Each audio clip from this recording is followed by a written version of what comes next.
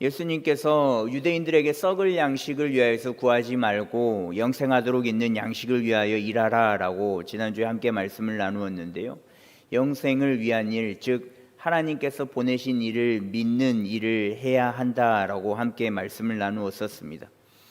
이 정도로 이야기를 했으면 이제 이 예수님을 쫓아온 이들이 알아들을 법도 한데 유대인들은 예수님께서 말씀하시는 그 중점을 알아듣지 못하거든요.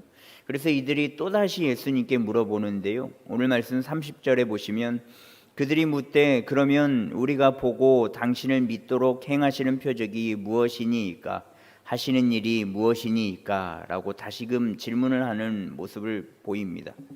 이들이 예수님을 보기 위해서 하루 꼬박 기다리고 또 바다를 건너온 이유가 오병이어를 경험했기 때문인데 예수님을 만나서 이제 다른 표적을 보여달라라고 또 이야기를 하고 있는 거거든요.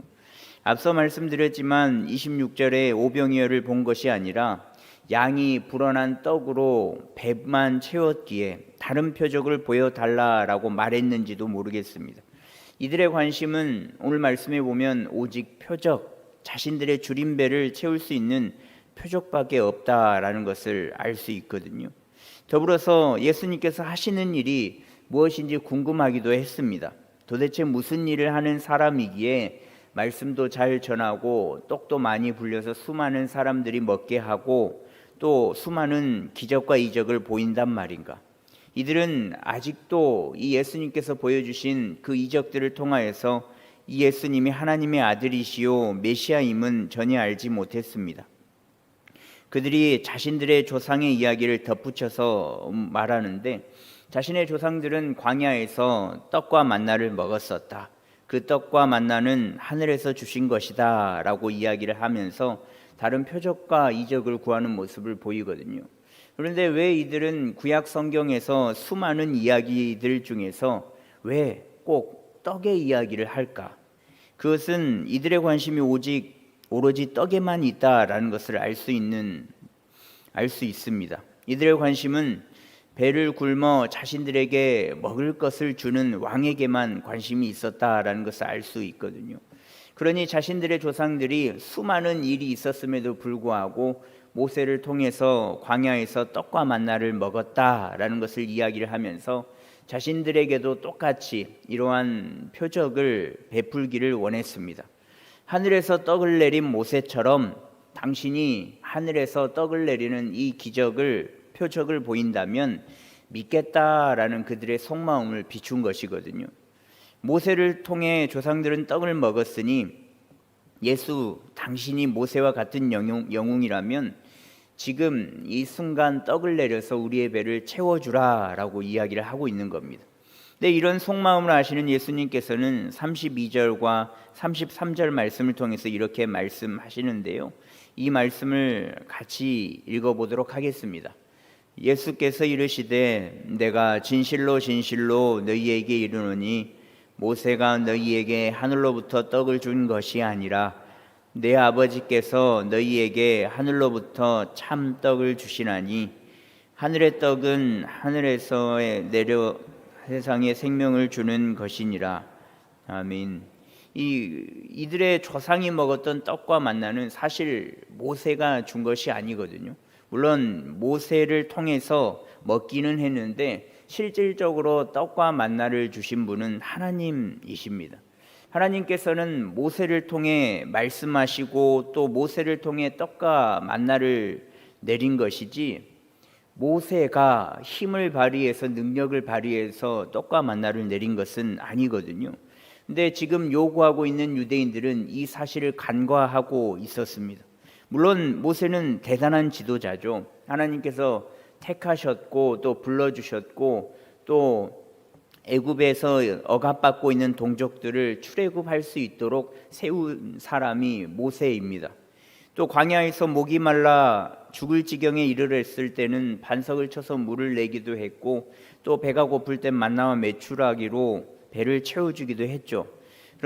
그런데 이 기적과 같은 상황 속에서 반드시 기억해야 할 것은 모세가 물을 내고 모세가 떡과 메추라기를 준 게 아니다라는 겁니다. 물론 모세를 통해서 이것들을 받았고 누리고 먹었지만 이 일들의 출처는 하나님, 모세가 믿고 의지했던 하는 그 하나님께서 주셨다라는 거죠. 그런데 유대인들은 마치 자신들의 조상들이 떡을 먹고 광야에서 버텨낼 수 있었던 것이 모세가 준 것인 마냥, 그 위대한 지도자 모세 때문인 것 마냥 이야기를 하면서 그 위대한 모세와 같이 지금 당신도 떡을 내려보라 라고 이야기를 하는 겁니다. 근데 예수님께서는 그들의 마음을 아셨거든요. 그래서 모세가 떡을 준 게 아니다, 내 아버지이신 하나님께서 하늘로부터 참떡을 주셨다라고 말씀을 하십니다. 근데 그 떡은 단순히 유대인들이 원하는 배를 채우는 목적인 그 떡이 아니라 영원한 생명을 주는 떡이다. 그 떡은 하나님께서 주신다라고 말씀하십니다. 하나님께서는 광야의 이스라엘에게 모세를 통하여 만나를 공급하였듯 예수 그리스도를 이 땅에 보내심으로 모든 이들에게 영원한 생명에 들어가도록 구원의 떡을, 구원의 은혜를 허락하셨습니다. 그러나 이 무지한 이들은 대답하기를 주여 이 떡을 항상 우리에게 주십시오 라고 대답을 하는데, 예수님이 충분히 설명을 하고 그 떡과 이 떡은 다른 것이고 영생을 주는 떡은 하나님께서 하늘에서 내리는 것이다 라고 이야기를 했음에도 불구하고 이들은 아직도 깨닫지 못하는 모습을 보이거든요. 주님께서 말씀하신 떡과 자신들이 원하는 떡이 다른 것임을 이들은 전혀 깨닫지 못하는 모습을 계속 보이고 있습니다. 배를 채우는 떡과 영생을 주는 떡, 이 두 떡이 다른 떡이다라는 것을 전혀 알지 못했습니다. 그러니 자신들의 조상들이 모세를 통해서 먹어서 배를 든든하게 했던, 배불렀었던 만나와 메추라기에 급급하는 모습을 계속 보여주고 있거든요. 영생을 주는 떡이 바로 자신들의 앞에 있음에도 불구하고, 영원한 생명을 주는 그 떡이 바로 자신들의 앞에 서 있음에도 불구하고 그저 지금 굶주리는 자신들의 배를 채워줄 수 있는 떡만을 원하는 그들의 모습은 그들의 조상들과 똑같은 모습입니다. 자신들이 배를 골마 죽겠다고 할 때 하나님께서 떡을 내려주시지만 그것은 전혀 알지 못하고 모세가 떡을 내려준 것만으로 알았던 그들, 정작 주인공인 하나님을 전혀 생각하지도 알아보지도 못하는 모습을 보입니다. 또 예수님을 믿기 위해서 다른 표적을 보여달라라는 이들의 모습은 정작 주인공인 예수님이, 생명의 떡인 예수님이 바로 앞에 있음에도 불구하고 알아보지 못하는 모습을 보여주거든요. 이들과 이들의 조상의 모습은 너무나도 닮았습니다. 참 안타까운 모습이죠. 그러나 이 안타까운 모습이 우리도 닮았거든요. 우리에게도 마찬가지로 이런 모습이 있습니다. 우리의 삶을 돌아볼 때면 우리도 주인공인 예수님을 보지 못할 때가 굉장히 많이 있거든요. 많은 기적과 이적을 체험하며 또 성령 충만함을 체험하며 신앙생활을 수년간 수십 년간 할지라도 그 신앙생활 가운데 주인공인 예수님을 잊고 살 때가, 잊고 신앙생활할 때가 굉장히 많이 있습니다. 주인공인 예수님께서 은혜를 베풀어 주시지만 주인공은 보지 못하고 그저 조연들이나 엑스트라에만 관심을 두는 모습을 보이거든요. 자신들에게 베풀어 주신 것들로 인해서 예수님은 묻혀버린 지 오래다라는 겁니다. 주인공인 예수님은 사라져버린 지가 오래되었다라는 겁니다. 그러다 이제는 중심인 예수님을 만나기 위한 신앙보다는 이제는 조연 혹은 그저 한 컷 두 컷 스쳐 지나가는 엑스트라에만 치우치는 신앙이 되고 말았습니다. 성경의 대단한 인물들을 한번 생각해 보십시오. 요셉을 한번 생각해 보면 요셉은 불운의 아이콘이라고 불릴 정도로 삶의 굴곡이 심한 사람이었습니다. 자신의 아버지가 본인을 다른 형제들보다 더 많이 사랑한다는 이유만으로 형제들에게 미움을 받고 죽임을 당할 뻔하고 또 종으로 팔리지 않았습니까? 또 종으로 팔린 이후에 잘 풀리나 했더니 그 집의 주인의 아내 때문에 또 풀리지 않고 또 사악한 아내 때문에 옥에 갇히게 되었습니다. 옥에 갇혔다가 왕의 꿈을 해석해 주어 애굽의 총리가 되는 것으로 그의 인생은 막이 내리긴 하는데요. 근데 이 요셉의 인생을 자신의 힘으로 일군 인생이겠습니까? 또 다른 일을 봐보면 신약 성경의 3분의 2의 내용을 차지하고 있는 바울 사도를 한번 생각해 보십시오. 그의 인생도 굉장히 많은 굴곡이 있는 인생이거든요. 굴곡이 많은 인생임에도 불구하고 우리가 기억하는 사도 바울의 모습은 목숨을 걸고 복음을 전하고 또 돌에 맞아서 죽임을 당할 뻔한 그런 사건이 있음에도 불구하고 위대한 사도의 모습, 정말 목숨을 걸고 생명을 걸고 하나님의 복음을 전하는 모습, 우리가 이렇게 기억하는 것은 사도 바울이 자신의 힘으로 일궈낸 인생이겠습니까? 많은 성경의 인물들을 바라보고 누군가는 이렇게 이야기를 합니다. 야, 요셉 참 대단한 사람이지, 사도 바울도 대단한 사람이지, 그들이 일구어낸 삶을 본받고 싶다라고 이야기를 합니다. 그들을 칭송하고 그들의 삶을 높이 평가하지만 그들의 힘과 능력으로 일궈낸 인생은 사실 아니거든요. 그들의 인생의 주인공 요셉, 바울 본인들 같아 보이지만 그들은 결코 그들의 삶에서 주인공이 아닙니다. 그들의 인생의 주인공은 하나님이시거든요. 하나님께서 요셉에게 은혜를 베풀지 않으셨더라면 그는 이미 감옥에서 죽었을 것이요 애굽에서 총리가 되지 못했을 겁니다. 또 사도 바울에게 하나님의 은혜가 없었더라면 그는 일평생 하나님의 하자도 알지 못하고 예수님을 만나보지도 못한 채 예수님을 믿는 그리스도인을 평생 핍박하고 죽이면서 살아갔을지도 모르겠습니다. 그렇다면 그들을 이야기할 때 대단한 사람, 대단한 인생, 닮고 싶은 이들이라고 이야기할 수 있겠습니까? 물론 닮아는 가야 합니다. 그들이 가시적으로 보이는 존재이기에 가시적으로 보이는 모습은 닮아야만 하거든요. 근데 중요한 것은 그들을 닮긴 닮으나 그 너머에 계셔서 그들을 통해서 행하시고 일하시며 능력을 주시는 하나님이 계시다라는 그 사실을 기억해야만 한다라는 거죠. 그들의 삶의 주인공은 그들 같아 보이고 대단한 그들의 삶의 모습이어서 그들이 써내려간 그 그림 같아 보일지라도, 한편의 그 소설 같아 보일지라도 그 안에서 주인공은 단연 하나님이시다라는 겁니다. 하나님께서 그들을 택하시지 않으시고 은혜를 베풀어 주시지 않았다면 그들은 한낱 버려지는 인생밖에 될 수 없었을 겁니다. 그러니 성경에서 말하는 대단한 성경의 그 인물들, 그들의 삶의 주인공은 바로 하나님이십니다. 근데 이 공식은 오늘 본문에서 나타나 표적을 요구하고 있는 유대인들에게도 똑같이 적용되거든요. 그들이 원하는 것, 즉 먹을 수 있어서 배를 부리는 그 떡이 주인공이 아니라 또 자신의 조상들의 이야기를 하면서 떡을 내린 모세가 주인공이 아니라 떡을 내리게 하신, 또 떡을 축복하여 많은 이들을 먹이게 하신 예수님이 주인공이시다라는 겁니다. 근데 이 공식은 이 유대인들에게만 적용되는 게 아닙니다. 여기서 그치는 게 아니라 현 시대를 살아가고 있는 우리에게도 동일하게 적용되는 공식이거든요. 우리의 삶, 우리가 주인인 것처럼 보이고 내가 살아가는 것 같고 나의 인생의 글씨를 내가 빼곡히 채워가고 있는 것 같이 보이나 우리의 삶의 주인공은 단연 우리를 죽음에서 생명으로 인도하여 주신 예수님이십니다.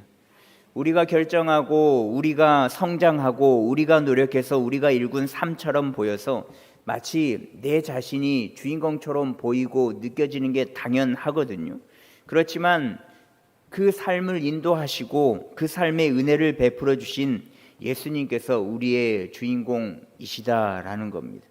그분의 은혜가 없었더라면 사실 저도 이 자리에 설 수 없을 뿐더러 우리는 살아갈 수 없고 또 영원한 생명도 얻지 못하기 때문에 그렇습니다.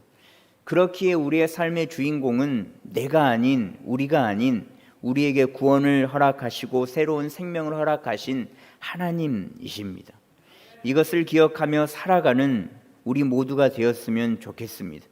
이것을 기억하며 살아간다면 교회에는 불화와 분란이 적어질 겁니다. 물론 교회이기에 불화와 분란이 있을 수밖에 없죠. 서로 다른 수많은 이들이 모이는 곳이 교회이기에 적지 않은 소음들이 있을 것이고 적지 않은 일들이 있을 것이고 불화와 분란이 분명히 있을 것인데 적어질 것이고 더불어서 함께 신앙생활을 하며 모이는 이들이 훨씬 더 많아질 겁니다.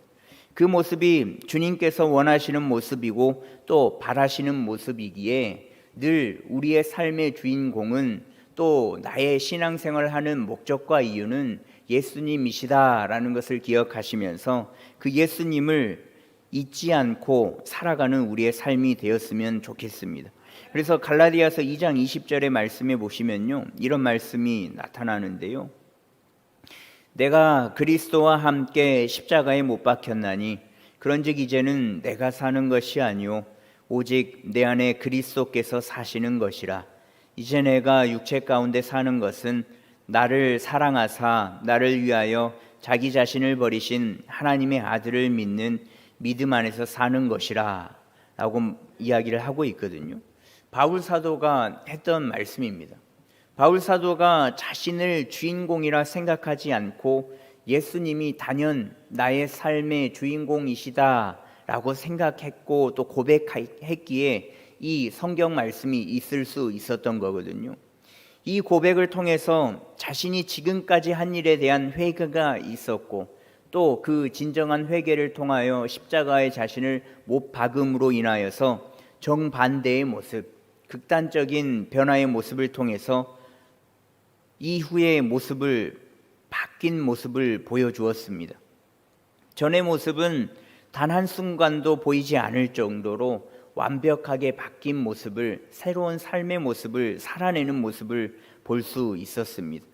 이 고백은 비록 바울 사도가 한 고백이지만 이 시간에 예배하는 그리고 예수님을 믿는 그리고 영접한 우리도 동일한 고백을 하고 있거든요. 예수님을 영접하고 믿는다라는 믿음이 생기는 순간 이제 우리는 나라는 자아는 십자가의 못을 박았거든요. 그렇기에 내 안에 예수님이 계시게 되었고 믿음 안에서 살아가고 있다라고 고백할 수 있게 되었습니다. 근데 좀 많이 이상한 것은 그렇게 고백하고 내 자아는 사라지고 이제 예수님으로 가득하다라고 고백을 했음에도 불구하고 우리의 삶에는 극단적인 변화는 없거든요. 극단적인 변화는커녕 조금의 변화가 있다가도 다시금 사라져버리는 안타까운 현실을 매일같이 살아가고 있지 않습니까? 저만 그럴까요? 근데 깨달음으로 자신을 돌아보고 결심하고 다짐하고 힘을 내어보지만 결과는 머지않아서 다시금 전의 모습으로 돌아가고 있는 나의 모습을 심심치 않게 발견할 수 있거든요. 그러면 나는 분명 예수님을 믿는데, 나는 예수님을 믿는 그 순간 나의 자아는 십자가에 못 박았는데 그 고백은 거짓된 고백인 건가? 아니면 100% 아닌 99%의 고백인 건가? 내가 예수님을 믿어지는 그 순간 그리스도와 십자가에 못 박혔다는 그 고백은 진짜 허구인 것인가? 그렇게 생각될 수도 있잖아요. 그런데 그렇지 않습니다. 결단하고 결심하고 마음 먹은 대로 모든 것을 다 행한다면 이 땅은 아마 이미 하나님 나라가 임했을 겁니다. 그런데 아직 예수님이 재림하시지 않으셨잖아요. 결코 그렇게 되지 않았다라는 거거든요. 그 이유는 우리의 모습이 이렇기 때문에 그렇습니다. 아직 복음이 다 전파되지 않았을 뿐더러 아직 복음을 삶으로 전부 다 나타내지 못했기에 예수님의 재림이 아직 오지 않았거든요. 그렇다고 해서 잘못된 것만은 아닙니다. 극단적인 변화, 예수 그리스도를 믿고 완전 180도 변하는 변화가 없는 모습이 잘못된 모습은 아닙니다. 훗날 자신의 잘못을 깨달을 때가 오잖아요. 자신의 잘못을 깨닫고 다시금 나오는 모습이 있잖아요. 한 번쯤은 있잖아요. 그런 모습이 있다는 것은 극단적인 변화는 아닐지라도 찬찬히 예수님에게 물들어가고 있는 모습이거든요. 극단적으로 진짜 확 변하지 않을지라도 서서히 자신의 그 분량에 맞게끔 서서히 예수님께 물들어가고 있는 모습이거든요. 근데 신방을 하다 보면 이런 류의 이야기를 많이 듣습니다. 나 같은 사람이 이런 직분을 맡아도 되냐? 나 같은 사람이 장이 되어서 많은 사람들을 이끌어 가도 되는 거냐? 나 같은 사람이 그 일을 맡아도 되는 거냐? 나처럼 내가 나를 잘 아는데 나 같은 사람이 과연 해도 되는 거냐? 이런 말들을 많이 하십니다. 해도 됩니다. 하셔야죠. 왜 하실 수 있냐면 자신의 부족함을 말한다라는 것은 이미 자기 자신을 돌아본 사람이거든요. 자기 자신을 돌아봤다라는 거잖아요. 자신을 돌아볼 줄 아는 사람은 이미 예수님과 함께 십자가에 못 박힌 것을 의미합니다. 부족하고 연약한 존재이기 때문에 잘못된 것을 발견하고 깨달으면 다시금 돌아오는 것, 다시 돌아오는 그 모습이 성숙한 그리스도인의 모습이거든요. 그 반대를 한번 생각을 해 보십시오. 누가 봐도 잘못한 사람, 누가 봐도 세워져서는 안 될 사람, 누가 봐도 중심에 서 있으면 안 되는 사람, 그런데 돌아보지도 못해요. 그런 사람들도 있거든요. 자신을 돌아볼 줄 알고 자신의 부족함을 깨닫고 다시금 예수님께로 돌아가는 사람은 성숙한 그리스도인이요, 자신을 예수님이 만난 그 순간 자신의 자아를 십자가에 못 박은 사람이다라는 겁니다. 결심하고 결단해서 무조건 이룩하는 사람은 드물어요. 드물다라는 표현보다 거의 없다고 보시면 됩니다. 보통은 결심을 하고 결단을 해도 다시금 잘못을 반복할 수밖에 없습니다. 그런데 반복할 때에 그럴 때 나 자신을 돌아보고 돌아갈 수 있는 사람이 되어야만 합니다. 왜냐하면 돌아갈 수 있는 사람이 예수님을 정확하게 믿고 있는 사람이요, 나의 자아가 십자가에 못 박았다라고 고백하는 사람이거든요. 그런데 혹 자신이 돌아보지 못할 때가 있잖아요. 자신의 잘못을 발견하지 못할 때가 분명 있습니다. 누가 봐도 잘못된 모습이고 예수님께서 바라보셨을 때에도 말씀에 근거하여도 잘못된 모습임에도 불구하고 안타깝게도 자기 자신이 돌아보지 못할 때가 분명히 있거든요. 그럴 때는 가장 가까운 이가 조언해 주는 것이 굉장히 좋은 방법이거든요. 사람은 자기 자신에게는 한없이 자비를 베풀기 때문에 자기 자신을 돌아보는 것이 굉장히 어렵습니다. 그러면 자기 자신의 모든 허물을 알고 있는 자기에게 가장 가까운 사람 옆에 계시잖아요. 안 계시면 집에 계실 수도 있고요. 그분들에게 한번 물어보십시오. 나 이런 일이 있었는데 어떻게 생각하냐? 나는 판단이 잘 서지 않는다. 그러면 그래도 잘했어. 당신이 오라 라고 한다면 어쩔 수 없고요. 그거는 당신이 돌아왔으면 좋겠어. 다시금 돌아볼 일이지 라고 이야기를 해준다면 그 사람을 통해서 다시금 성숙한 그리스도인 모습을 띌 수 있기에 그 가까운 사람을 이용하는 것도 굉장히 좋은 방법입니다. 그러니 힘내면 좋겠습니다. 나는 안 돼. 아무리 살아봐도 안 되더라. 성숙한 그리스도인의 모습을 띌 수가 없더라 라고 생각하시면서 포기하시는 것이 아니라 주인공이신 하나님께서 분명 우리와 함께 하시고 상식과 이성적인 방법을 넘어서서 일하시니 그 일들 뒤에 계시는 하나님을 발견하면서 그 하나님께서 주시는 은혜로 살아내는 우리의 삶이 되었으면 좋겠습니다. 우리 인생의 주인공이 바로 하나님이시니 늘 그 하나님과 동행하여서 하나님의 자녀의 삶을 살아내는 우리가 되기를 간절히 소망합니다. 그러니 저와 여러분들의 삶은 굉장히 중요한 삶이다라는 것을 늘 기억하시면서 하루 만나는 사람들 또 발생하는 일들 속에서 어떻게 하나님께서 나를 통하여서 일을 하실지 기대함으로 또 그 일들을 통해 돌아오는 이들이 어떻게 돌아오는지를 직접 눈으로 목도함으로 날마다 그 하나님의 은혜를 경험하며 나아가는 우리의 인생이, 우리의 믿음과 신앙이 되기를 간절히 소망합니다. 우리의 삶은 하나님이십니다.